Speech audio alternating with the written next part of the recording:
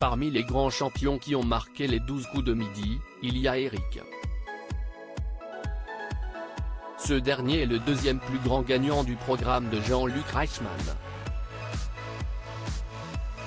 Que devient le candidat originaire du Morbihan depuis sa participation à l'émission? Depuis maintenant 13 ans, Jean-Luc Reichmann anime le déjeuner des Français avec les 12 coups de midi. Dans ce rendez-vous quotidien, 4 candidats s'affrontent pour espérer remporter des sommes considérables et des cadeaux. À coup de solides connaissances, certains brillent et s'illustrent en tant que maîtres de midi, comme le chouchou du public et de l'animateur, Paul Elrarat, ou bien la récemment éliminée, Céline. Cette semaine, cette dernière fait d'ailleurs son grand retour dans le jeu à l'occasion du combat des maîtres qui réunit plusieurs grands champions emblématiques.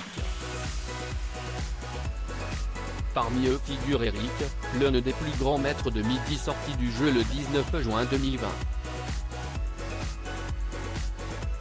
Malgré ses gains importants, le dessinateur en bâtiment s'est fait particulièrement discret depuis son élimination, préférant retourner à son ancienne vie. Pourtant le retour à la normale n'est pas si évident pour le participant originaire du Morbihan qui confie ne plus pouvoir se balader dans la rue sans être reconnu. Je constate tout ce qui a changé autour de moi depuis ma participation au jeu. Surtout lorsque je me promène dans la rue. Je ne peux plus me balader comme une personne lambda. C'est ce qui a le plus bouleversé ma vie, indiquait-il à Télé Loisirs en août 2021. Retour à la normale présent lors des 12 coups de Noël en 2020, le Breton est pourtant l'un des grands absents du combat des maîtres l'été suivant, avant de revenir, en 2023.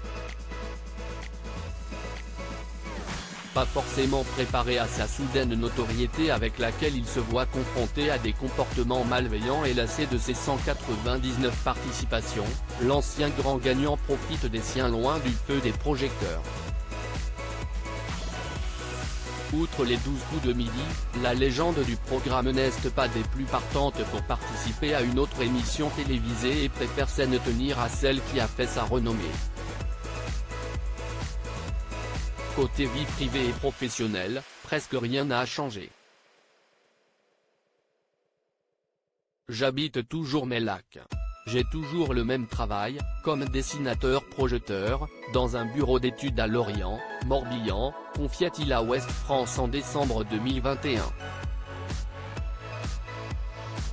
Pour Eric, rien ne vaut la sérénité de l'anonymat.